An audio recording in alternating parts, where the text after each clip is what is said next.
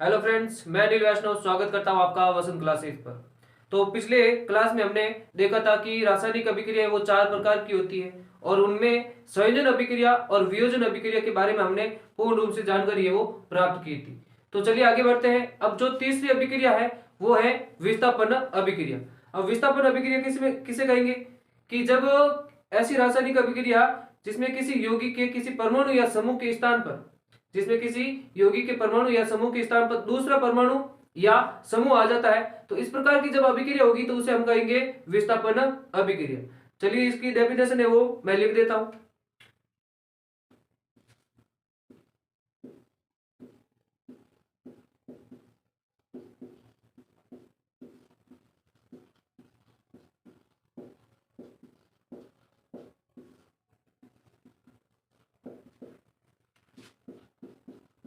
ऐसी रासायनिक अभिक्रिया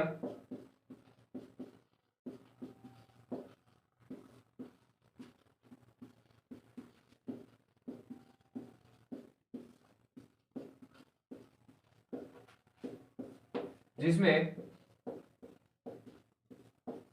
किसी यौगिक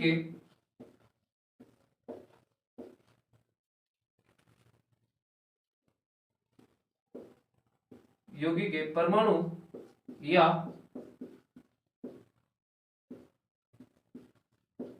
समूह के स्थान पर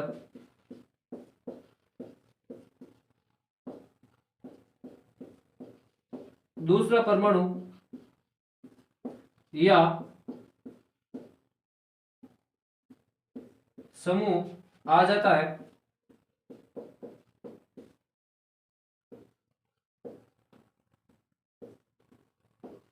विस्थापन अभिक्रिया कहलाती है।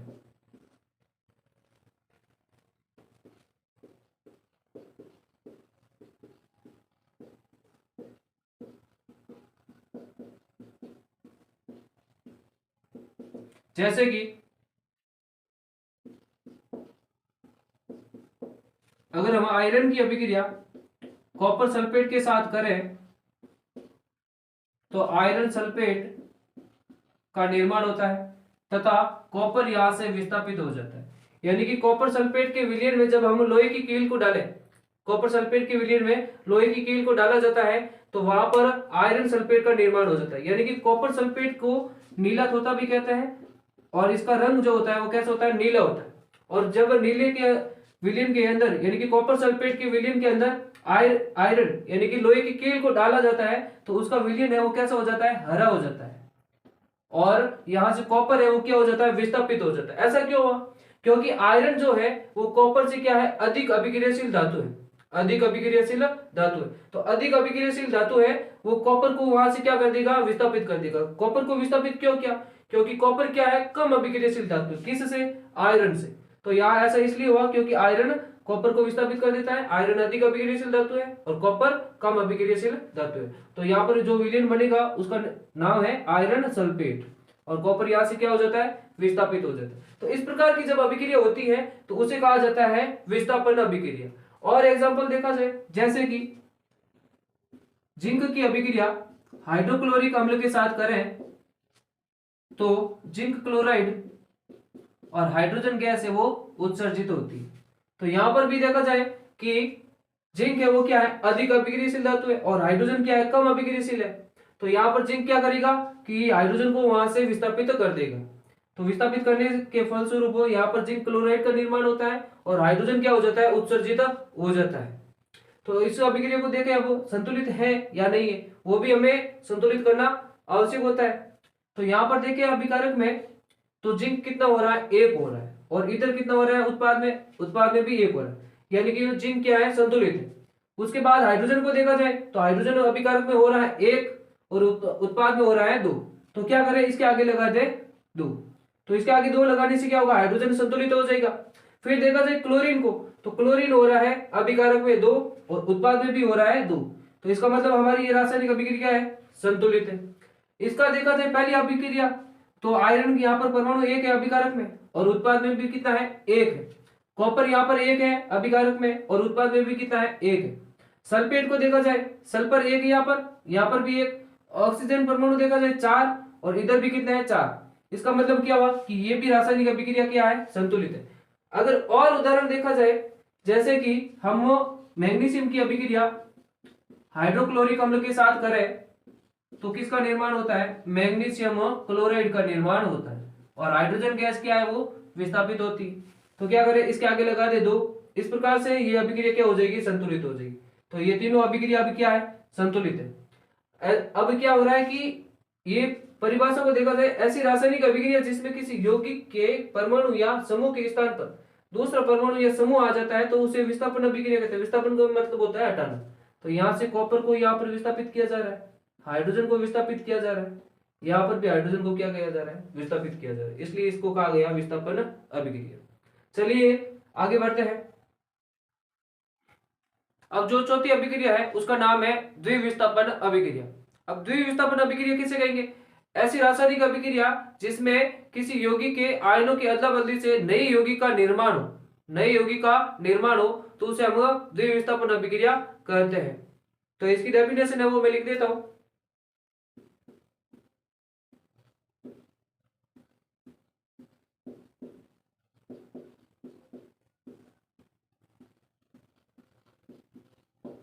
द्विविस्थापन अभिक्रिया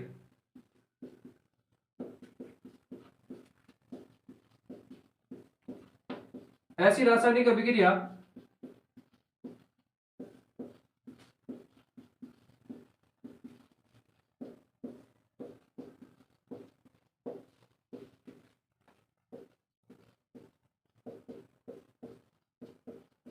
जिसमें किसी यौगिक के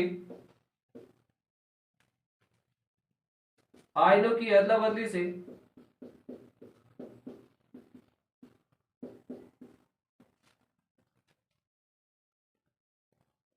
आयनों की अदला बदली से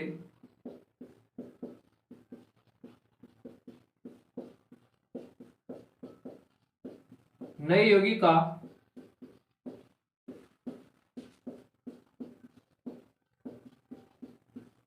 का निर्माण हो, द्विविस्थापन अभिक्रिया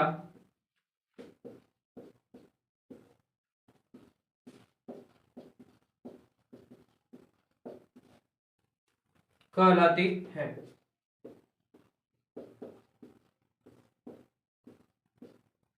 जैसे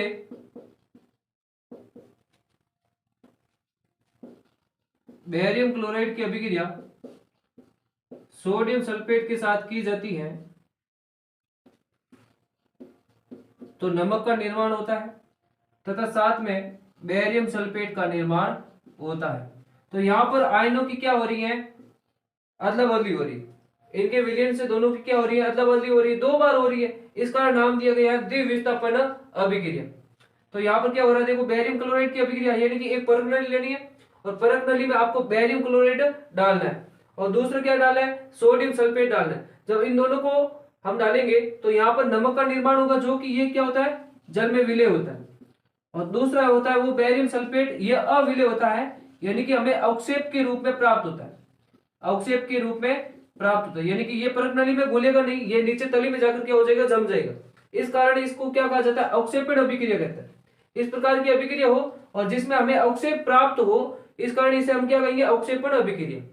तो आपको जब पूछा जाए कि अवक्षेपण अभिक्रिया किसे कहते हैं, तो लिखना है कि ऐसी रासायनिक अभिक्रिया जिसमें बेरियम क्लोराइड की, या फिर ऐसे लिखे कि बेरियम क्लोराइड की अभिक्रिया सोडियम सल्फेट के साथ की जाती है तो सोडियम क्लोराइड का निर्माण होता है तथा साथ में अविलय पदार्थ का निर्माण होता है अवक्षेप के रूप में, जो कि होता है बेरियम सल्फेट। इस कारण इसको कहा जाता है अवक्षेपण अभिक्रिया। दूसरी अभिक्रिया और देखी जाए, जैसे कि पोटेशियम ब्रोमाइड की अभिक्रिया बेरियम आयोडाइड के साथ करें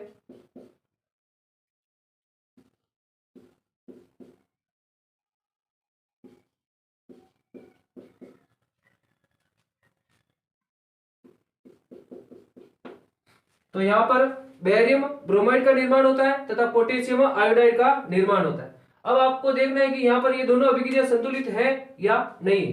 तो देखें कि पहली अभिक्रिया में यहाँ पर बेरियम परमाणु हो रहे हैं अभिकारक में 1 और उत्पाद में देखा जाए तो उत्पाद में भी हो रहा है 1। उसके बाद क्लोरीन को देखा जाए तो क्लोरीन अभिकारक में हो रहे हैं 2 और यहाँ पर हो रहे हैं 1, तो क्या करें, इसके आगे लगा दे 2। इसके आगे 2 लगाने से क्या होगा, दोनों तरफ ये संतुलित हो जाएगा, क्लोरीन संतुलित। अब उसके बाद सोडियम को देखा जाए तो सोडियम हो रहा है अभिकारक में 2 और अभिकार उत्पाद में हो रहे हैं 2, तो यहाँ पर सोडियम भी क्या है, संतुलित है। उसके बाद सल्फेट को देखा जाए, सल्फर यहाँ पर भी 1 है, यहाँ पर भी 1 है। ऑक्सीजन के परमाणु देखा जाए 4, तो यहाँ पर भी है 4, तो यानी कि ये पहली अभिक्रिया अब क्या हो चुकी है, संतुलित हो चुकी है। अब जो दूसरी अभिक्रिया है उसमें देखा जाए तो यहाँ पर पोटेशियम हो रहा है 1 और उत्पाद में भी हो रहा है 1। उसके बाद ब्रोमीन को देखा जाए तो ब्रोमीन यहाँ पर हो रहा है 2, यहाँ पर 1 है और यहाँ पर हो रहा है 2, तो क्या करें, इसके आगे लगा दे 2, तो इसके आगे 2 लगाने से ब्रोमीन इस तरफ भी 2 हो जाएंगे और उस तरफ भी 2 हो जाएंगे, यानी कि ये संतुलित हो चुके। उसके बाद बेरियम देखा जाए यहाँ पर 1 है और यहाँ पर भी कितने हैं, 1 है, तो बेरियम यहाँ पर संतुलित है। फिर आयोडीन को देखा जाए तो आयोडीन यहाँ पर हो रहा है 2 और इधर हो रहा है 1, तो क्या करें, इसके आगे लगा दे 2, तो आयोडीन यहाँ पर दोनों तरफ क्या हो चुके हैं, संतुलित हो चुके हैं। अब यहाँ पर वापस चेक करें कि ये संतुलित है या नहीं, तो यहाँ पर पोटेशियम 2 है और उधर भी 2 है, ब्रोमीन यहाँ पर 2 है तो ब्रोमीन यहाँ पर भी 2 है, फिर यहाँ पर बेरियम यहाँ पर 1 है और यहाँ पर भी 1 है, आयोडीन यहाँ पर 2 है, आयोडीन यहाँ पर भी 2 है, तो इस प्रकार से ये भी अभिक्रिया क्या हो चुकी है, संतुलित हो चुकी है। तो चलिए आगे बढ़ते हैं। अगली अभिक्रिया है उसका नाम है रेडॉक्स अभिक्रिया। अब रेडॉक्स अभिक्रिया किसे कहेंगे, जिसमें उपचयन तथा अपचयन दोनों प्रक्रम साथ में हो। ऐसी रासायनिक अभिक्रिया जिसमें अपचयन तथा उपचयन दोनों साथ हो, तो ऐसी अभिक्रिया होगी तो उसे हम क्या कहेंगे, रेडॉक्स अभिक्रिया। अब आपके दिमाग में सवाल उठ रहा होगा कि अपचयन और उपचयन क्या होता है। अपचयन का मतलब होता है कि ऑक्सीजन में कमी होना तथा या हाइड्रोजन में वृद्धि होना, तो इस प्रकार की जब अभिक्रिया हो तो उसे अपचयन कहते हैं। और उपचयन किसे कहेंगे, जिसमें ऑक्सीजन में वृद्धि हो या हाइड्रोजन में कमी हो, तो जब ये ऐसा प्रक्रम होगा तो उसे हम कहेंगे उपचयन अभिक्रिया। तो ये लिख देता हूं मैं जो डेफिनेशन है, रेडॉक्स अभिक्रिया।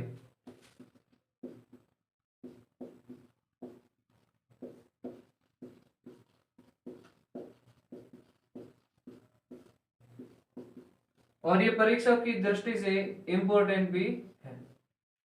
सवाल आएगा कि रेडॉक्स अभिक्रिया किसे कहते हैं, उदाहरण सहित समझाइए, तो उसमें आपको ये परिभाषा भी लिखनी है और उदाहरण भी लिखना है। ऐसी रासायनिक अभिक्रिया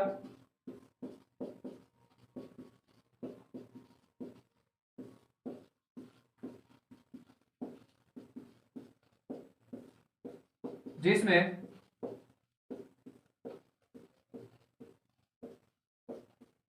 अपचयन तथा उपचयन दोनों साथ हो,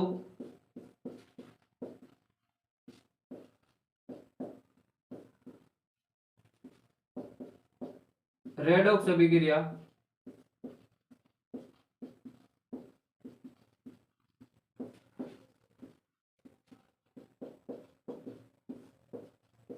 कहलाती है। अब अपचयन अभिक्रिया किसे कहते हैं, इसकी डेफिनेशन में भी लिख देता हूं। अपचयन अभिक्रिया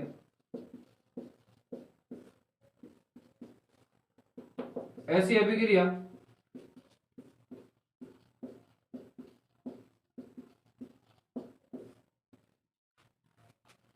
जिसमें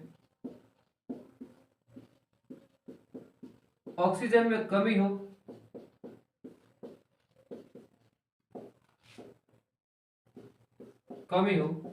या हाइड्रोजन में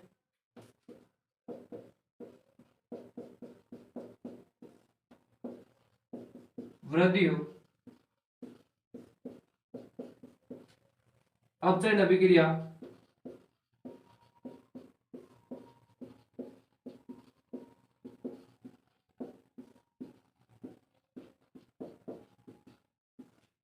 कहलाती है। जैसे उदाहरण देखा जाए, कॉपर ऑक्साइड की अभिक्रिया हाइड्रोजन गैस के साथ की जाती है, तो यहां पर कॉपर तथा जल का निर्माण होता है।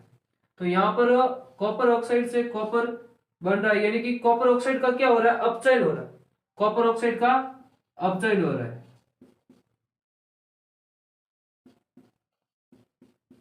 तो ऐसी अभिक्रिया जिसमें क्या हो कि ऑक्सीजन की कमी हो, ऑक्सीजन की कमी हो। तो यहाँ पर आप देख रहे हो कॉपर ऑक्साइड में ऑक्सीजन की क्या हो रही, कमी हो रही, ऑक्सीजन में कमी हो रही है। तो यहाँ पर ऑक्सीजन में कमी होने के कारण ये जो अभिक्रिया हुई तो उसे हम क्या कहेंगे, अपचयन अभिक्रिया। दूसरा देखा जाए वो है उपचयन अभिक्रिया।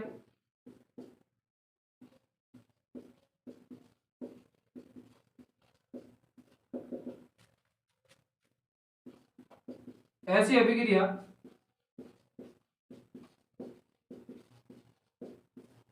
जिसमें ऑक्सीजन में वृद्धि हो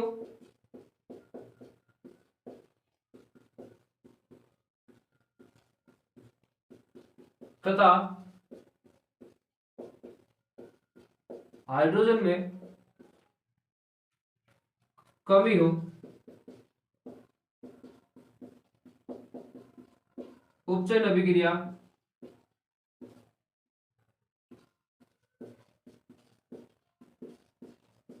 कहलाती है। जैसे कि कॉपर ऑक्साइड की अभिक्रिया हाइड्रोजन के साथ करें तो कॉपर तथा जल का निर्माण होता है। तो यहाँ पर देखा जाए तो कि हाइड्रोजन के साथ ऑक्सीजन परमाणु है वो जुड़ रहा है, तो इस कारण ऐसी अभिक्रिया हो तो उसे क्या कहेंगे, उपचयन अभिक्रिया।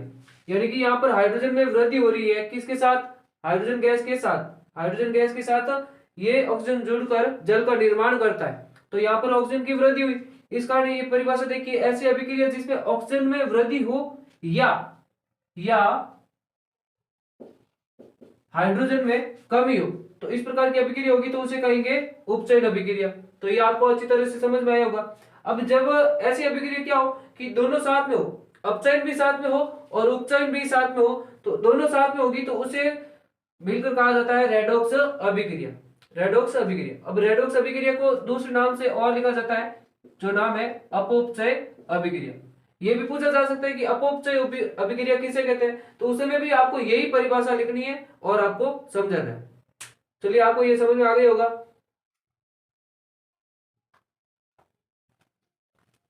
चलिए आगे बढ़ते हैं। अगला टॉपिक है संसरण किसे कहते हैं। तो संसरण किसे कहेंगे, जब हम कभी धातुओं से बनी कोई वस्तु होती है, अगर हम उसे खुले वातावरण में छोड़ दें, तो खुले वातावरण में छोड़ने पर क्या होता है कि वो वायुमंडल में उपस्थित वायु है, जल है, आर्द्रता है, नमी है, जल, इनके साथ क्रिया करती है और क्रिया करके क्या कर लेती है, अपने ऊपर जंग का निर्माण कर लेती है। हम दैनिक जीवन में देखते हैं, जैसे जैसे क्या होता है कि लोहे पर जंग लग जाती है और आभूषण होते हैं, जैसे कि चांदी के आभूषण होते हैं तो उनके ऊपर काली परत की जो परत होती है वो आ जाती है। और देखा जाए जैसे कि कॉपर के तार होते हैं तो कॉपर के तार के ऊपर क्या हो जाता है कि हरी परत आ जाती है। तो इस प्रकार से धातु क्या हो जाती है, संसारित हो जाती है, संसारित हो जाती है। तो ये जो प्रक्रम चलता है तो उसी को हम क्या कहते हैं, संसरण कहते हैं। तो इसके बारे में लिख देता हूं, संसरण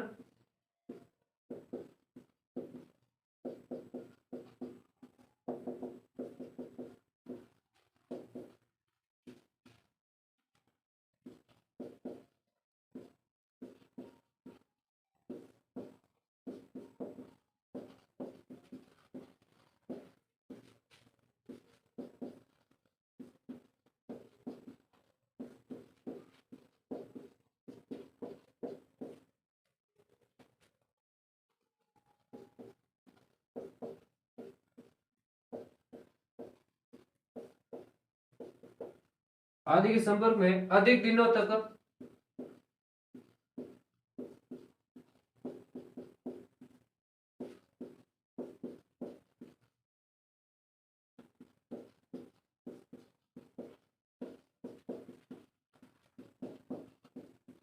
रहती है तो ऑक्सीजन तथा जल के साथ प्रतिक्रिया करती है।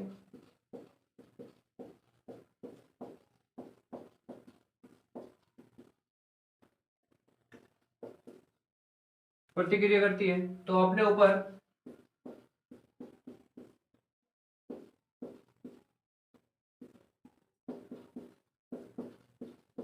एक परत का निर्माण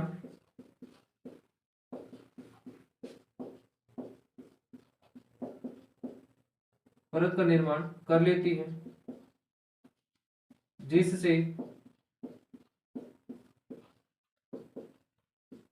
धातुएं संसारित हो जाती है, यानी कि खराब हो जाती है। संसारित का अर्थ होता है खराब हो जाती है।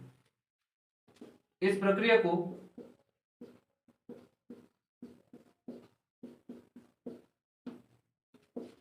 संसारण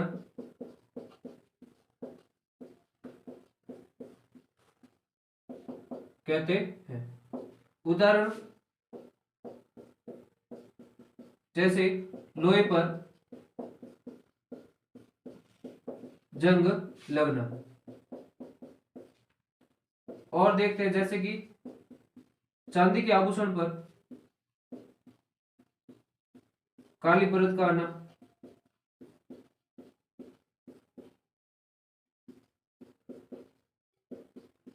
और उदाहरण देखें तो कॉपर के तारों के ऊपर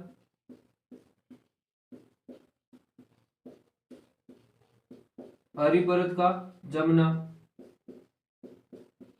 तो ये जो उदाहरण है हम दैनिक जीवन में देखते हैं। तो ये आपको संसारण समझ में आया होगा। जैसे देखो लिखा मैंने, धातु वायुमंडल में उपस्थित वायु, जल, आर्द्रता आदि के संपर्क में अधिक दिनों तक रहती है तो ऑक्सीजन तथा जल के साथ प्रतिक्रिया करती है। तो प्रतिक्रिया करने के फलस्वरूप क्या होगा, करती है तो अपने ऊपर एक परत का निर्माण कर लेती है जिससे धातुएं संसारित हो जाती।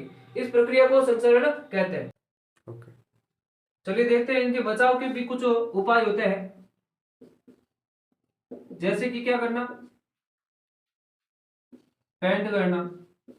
क्या करते हैं हम कि लोहे की जो वस्तु होती है उनके ऊपर अगर पेंट कर दे तो ये संसारित होने से क्या हो जाती है, बच जाती है, यानी कि खराब होने से बच जाती है। पेंट करना या तेल लगाना, जिंक की परत चढ़ाना। जिंक की परत का चढ़ाना ये क्या कहलाता है, यसद लेपन।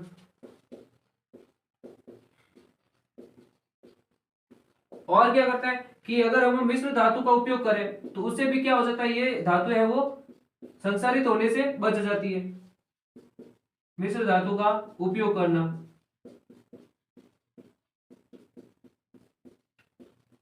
जैसे कि टिन है, तांबा है, इन धातुओं को क्या करें, मिश्र करके अगर यूज किया जाए तो संसारित होने से ये क्या हो जाती है, बच जाती है। चलिए आगे बढ़ते हैं। अगला टॉपिक है विकृत गंधिता। अब विकृत गंधिता क्या होता है, जैसे कि हम दैनिक जीवन में देखते हैं कि जो वेपर वगैरह आते हैं, चिप्स वगैरह आते हैं तो उनमें हवा भरी हुई होती है। जब पैकेट लेते हैं तो उसमें हम हवा देखते हैं तो उसमें जो गैस होती है वो नाइट्रोजन गैस होती है। वो नाइट्रोजन गैस क्यों भरी जाती है, ताकि जो अन्य जो इसके अंदर खाद्य पदार्थ है वो खराब न हो। क्या होता है कि जब इनको खुले वातावरण में छोड़ा जाता है या रखा जाता है लंबे समय तक तो ये ऑक्सीजन से क्रिया करके उपचयित हो जाते हैं, यानी कि खराब हो जाते हैं, जिससे उनकी क्या होता है कि स्वाद और गंध होती है वो बदल जाती है, यानी कि वो खाने योग्य नहीं होता है। तो इस प्रकार की जो प्रक्रिया होती है ना तो उसे कहा जाता है विकृत गंधिता। चलिए मैं लिख देता हूं इसकी जो डेफिनेशन है।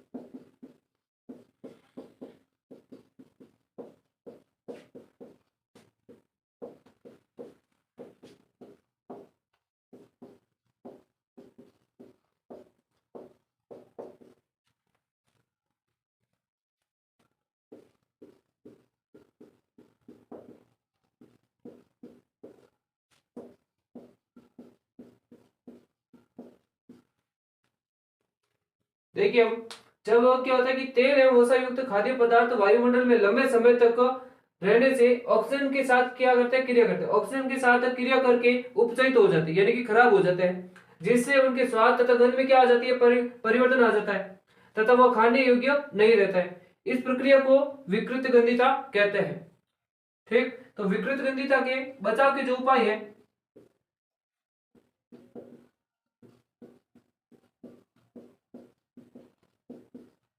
बचाव के उपाय यानी कि खाद्य पदार्थों को क्या करना चाहिए कि पहला उपाय है वो क्या है कि हमें वायुरोधी बर्तनों का उपयोग करना चाहिए।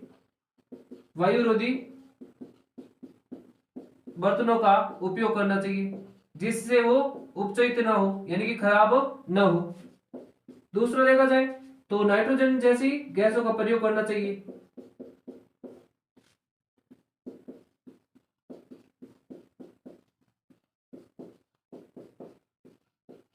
गैस का उपयोग करना चाहिए। तीसरा देखा जाए जैसे कि अब प्रति ऑक्सीकारक अम्ल का उपयोग करना चाहिए।